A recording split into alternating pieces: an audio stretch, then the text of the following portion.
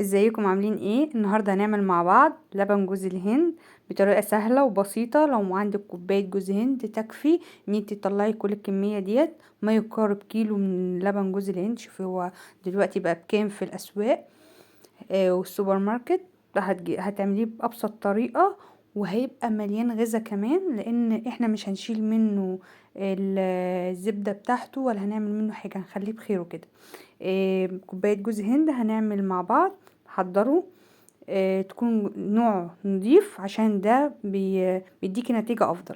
وعليه كوبايتين مية مية مغلية، كوبايتين مية مغلية بحطهم في الخلاط وبضربهم كويس مدة لا تقل عن 7 دقايق.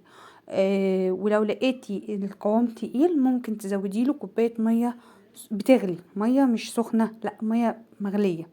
وبتبدأي تصفيه بشاشة وتحتيها مصفى او مصفى ضيقة لو عندك، وبتروحي جاية صفيه كويس وتسيبيه يبرد شوية، وبتشيليه في التلاجة في ازازة تستخدميه في خلال اسبوع.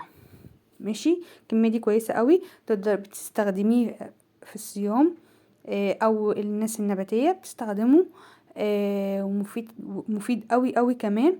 تستخدميه بقى في مكرونة وايت صوص، في المكرونة البشاميل النباتية، تستخدميه في حاجات كتير، في الحلويات.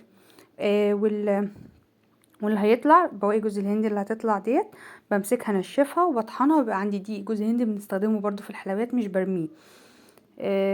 بنشفه في الفرن. دي حاجة التانية، انا لو عايزة اطلع منها زبدة بقدر اطلع برضو منها زبدة، بضاعف الكمية وبحطها في طبق في التلاجة.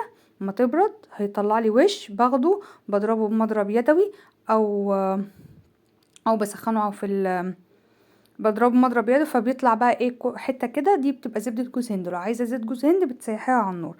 ده شكله بعد ما خلصته.